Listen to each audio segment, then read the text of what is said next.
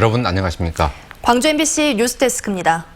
내년 정부 예산안 심사를 앞두고 자유한국당이 대규모 예산 삭감을 예고했습니다. 삭감이 필요하다며 100대 문제 사업을 선정했는데 여기에 인공지능과 5.18 진상규명 등 광주 전남의 현안 사업들이 포함되어 있습니다. 한국당은 특히 5.18 진상조사위 출범을 노골적으로 방해해놓고 이제 와서는 위원회 구성이 늦어진다는 이유를 들어 예산 삭감을 주장하고 있습니다. 이계상 기자가 보도합니다. 내년도 정부 예산안에 대한 국회 심사를 앞두고 자유한국당이 대대적인 삭감을 예고했습니다. 국민 세금을 낭비할 우려가 큰 100대 문제 사업을 선정해서 정부 예산에 칼질을 하겠다는 것입니다. 선심성 포퓰리즘은 국민을 더욱더 정부에 의존하게 만듭니다. 문제는 한국당 정책위원회가 작성한 100대 문제 사업에 광주 전남 주요 현안 사업이 대거 포함됐다는 점입니다. 가장 눈에 띄는 부분은 광주의 핵심 사업인 AI 인공지능 중심 산업융합 직접단지 조성 사업과 5.18 진상규명 관련 예산, 해양경찰 서부정비창 신설 사업 등입니다. 인공지능 관련 사업은 다른 지역 전략 산업에 영향을 줄 수 있다는 이유로 5.18 진상규명 사업은 자신들의 잘못임에도 위원 구성이 안 됐다는 논리를 내세워 예산 삭감을 벼르고 있습니다. 여기에다 광주의 청년 일경험 드림과 전남의 마을로 프로젝트 등 지역 주도형 일자리 사업에 대해서도 예산을 대폭 삭감하겠다고 공언했습니다. 자기 지지 세력들 규합하려는 행태에 대해서 강력히 비판하고 대한신당에서는 이번 예산 심의에서 이런 태도를 좌절시킬 것이다. 광주 전남의 미래를 밝힐 핵심 현안 사업들이 차질을 빚게 될 가능성이 커진 만큼 광주시와 전라남도 지역 국회의원들이 소속 정당을 초월해서 공동 대응해야 한다는 목소리가 커지고 있습니다. MBC 뉴스 이계상입니다. 예산 확보에는 여야 정당이 힘을 합쳐야겠지만 내년 총선을 앞두고 정당 간 표심 경쟁은 불가피합니다.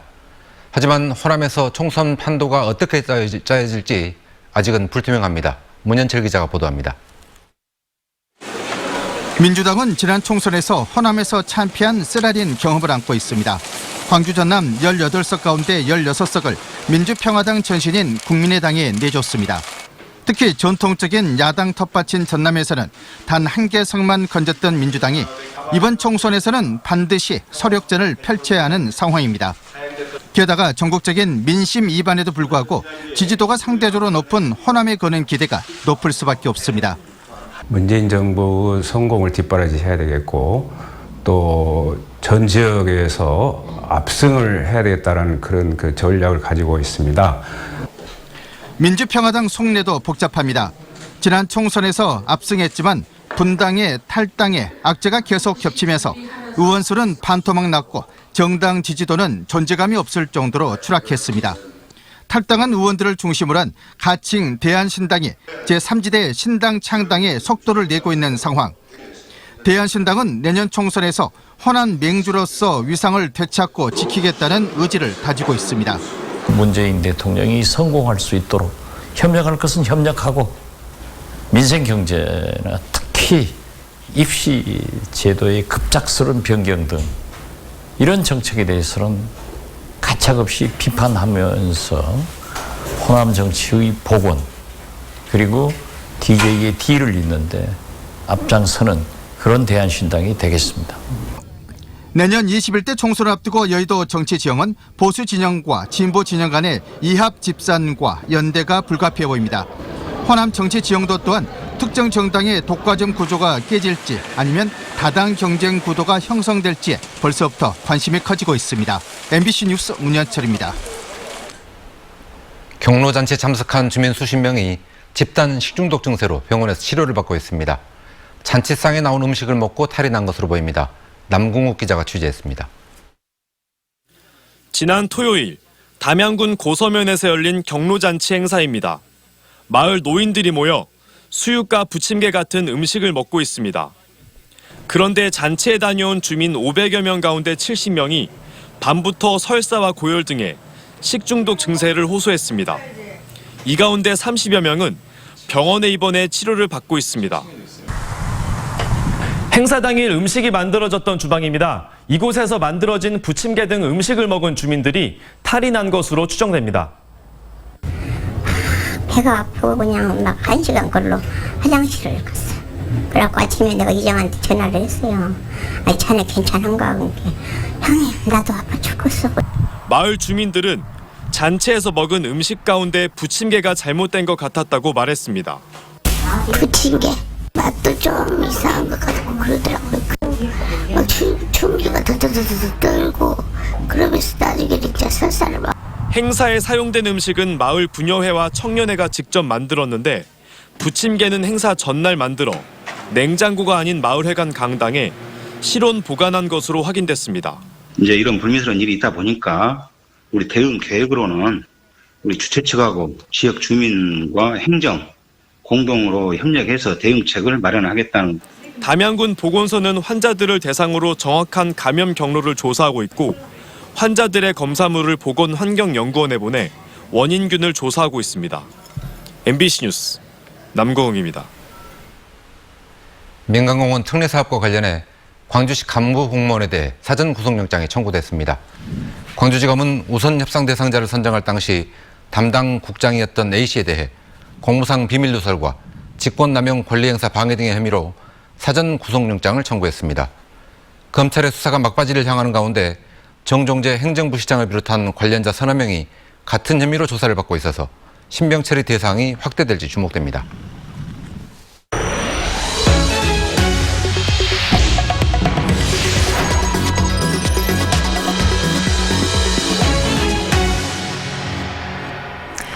어등산 관광단지 개발 사업이 또다시 좌초될 위기에 놓여 있습니다. 이행보증금 납부 방식을 놓고 광주시와 건설사가 줄다리기를 하고 있는데 협상이 최종 결렬될 경우에는 사업 추진이 불가능한 상황을 맞게 됩니다. 보도에 송정근 기자입니다. 어등산 관광단지 개발 사업을 위한 광주시와 서진건설의 협약 체결 시한은 이달 말까지입니다. 지난 25일까지 양측의 협상이 이미 마무리됐어야 하지만 서진건설의 요구로 한 차례 연장됐습니다. 협상이 지연되고 있는 것은 이행보증금 납부 방식을 놓고 양측의 입장차가 분명하기 때문입니다. 광주시는 사업 중도 포기를 막기 위한 안전장치로 서진건설의 전체 사업비의 10%가량인 480억 원을 내거나 18억 원 상당의 보험증권을 발급받도록 한 만큼 반드시 이 규정을 지키라고 요구하고 있습니다. 공모 지침에는 총 사업비의 10%를 이제 협약일로부터 10일 이내에 납부하도록 돼 있기 때문에 공모 지침에 맞추어서 방안을 제시하는 걸로. 이에 대해 서진건설은 공사비 증액에 따른 수수료 부담 등을 이유로 이행보증금을 3차례 나눠내겠다는 입장입니다. 다만 관광단지의 상업시설을 넓혀서 수익성을 더 높일 수 있다면 보증금을 한꺼번에 낼 수 있다며 한 발 물러섰습니다. 하지만 서진 측의 추가 제안 역시 중소상인들의 반발을 불러올 가능성이 커서 최종 협상으로 이어질 가능성은 높지 않습니다. 민간 사업자의 어떤 과도한 입장을 좀 강조 내지는 주도하는 이런 것들에 따른 부작용의 어떤 흐름들이 최근에 많이 포착되는 그 과정이라고 저희가 보고 있습니다. 이달 말까지 이행보증금 납부가 이루어지지 않으면 광주시와 서진건설의 협상은 결렬되고 어등산 관광단지 개발 사업이 또다시 원점으로 되돌아갑니다. 건설사는 사업이행 담보로 이미 광주시에 낸 48억 원을 잃게 되고 광주시는 또다시 행정력을 낭비했다는 비판을 피하기 어려울 것으로 보입니다. MBC 뉴스 송정근입니다. 해상 케이블카가 곳곳에서 생겨나면서 비슷한 사고도 잇따르고 있습니다. 다른 지역의 성공 사례를 따라하다 보니 사고도 비슷하게 발생한 것으로 보이는데 안전 문제는 서로 공유하지 않았습니다. 김한수 기자가 취재했습니다. 지난해 4월 개통한 경남 사천시 바다 케이블카. 하루 2,000명 이상의 관광객이 찾고 있습니다. 주차장에서 탑승장으로 연결하는 길은 높이 28m의 야외 에스컬레이터입니다. 그런데 케이블카 개통 이후 승객이 넘어지는 등 13건의 에스컬레이터 안전사고가 발생했습니다. 올해 4월에도 9명이 넘어져 다치는 등 안전사고가 끊이질 않자 공단 측은 안전요원을 상시적으로 배치했습니다. 주말 등 탑승객이 몰릴 때는 안전요원을 추가 배치합니다. 에스컬레이터가 받을 하중을 고려해 최대 75명의 수송 인원도 15명에서 20명 이하로 대폭 줄였습니다. 과중량을 피하기 위해 일정 간격 이상을 일단 주고 있습니다. 그런 식으로 일단 안전관리에 들어가고 있고요. 최근 사고가 난 목포 해상 케이블카 북한 승강장 에스컬레이터에는 안전 요원이 없었습니다. 사고 당시 40명이 넘어져 16명이 다칠 정도로 이용객이 몰렸지만 이를 통제할 수 없었습니다. 이미 개통된 해상 케이블카에서 비슷한 사고가 자주 발생했는데 안전 요원을 배치하지 않은 이유를 물었더니 관련 규정이 없다고 답합니다. 주차 요원들이 왔다 갔다 하면서 같이 안내를 하고 있었고, 그리고 승강기 안내 요원을 없습니다. 왜 법적으로도 없어요, 그거는. 서남 해안을 따라 경쟁적으로 들어서고 있는 해상 케이블카. 잦은 사고에도 운영자의 안전의식은 소홀하다는 비판이 일고 있습니다. MBC 뉴스 김한수입니다. 국내에서 아프리카 돼지열병이 발생한 지 40여일이 지났습니다. 매일 초긴장 상태인 돼지 사육 농민들은 엎친 데 덮친 격으로 돼지고기 값이 폭락하면서 깊은 시름에 빠져 있습니다. 박영훈 기자가 현장 취재했습니다. 하루가 또 밝았습니다.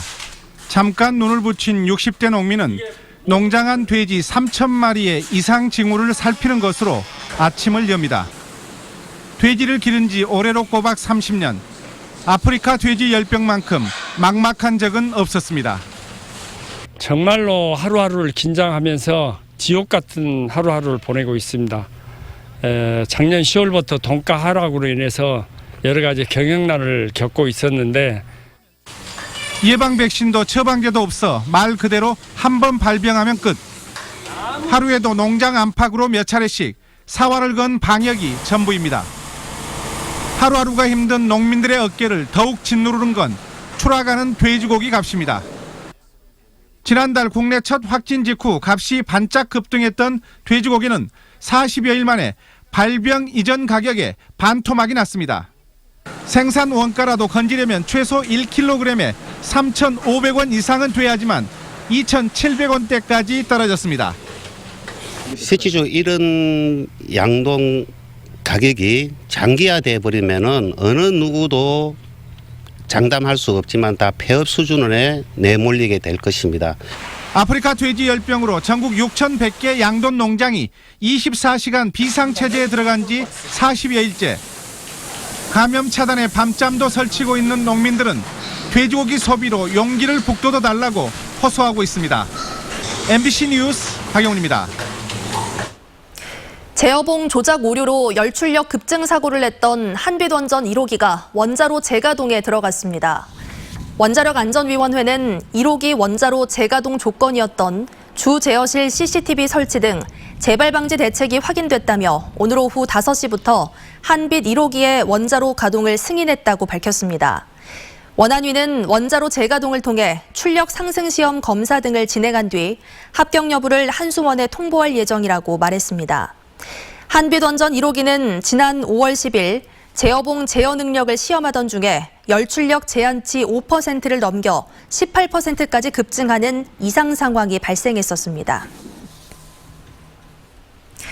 광주시 교육청이 학생 독립운동 백서를 발간해 전국의 초중고등학교와 교육청에 보급한다고 밝혔습니다. 백서는 학생 독립운동의 역사를 40개의 문답 형식으로 풀이한 것으로 광주 지역의 교사들이 참여해 지난 8월부터 제작했습니다. 시교육청은 전국 15,000여 개 학교와 전국 교육청에 백서를 배부할 예정입니다. 광주시 사회복지시설 감사 조례가 관계기관의 의견 수렴을 거쳐 재추진됩니다. 광주시의회 행정자치위원회는 사회복지협의회와 노인복지협회, 사회복지시설 대표자 등과 토론회를 열어 사회복지시설 운영의 공공성과 투명성 제고 방안에 대해 의견을 교환했습니다. 광주시의회는 토론회에 나온 의견을 토대로 지난 7대 의회에서 추진했던 사회복지시설 감사 조례안을 보완해 다음 달 정례회에 상정할 계획입니다.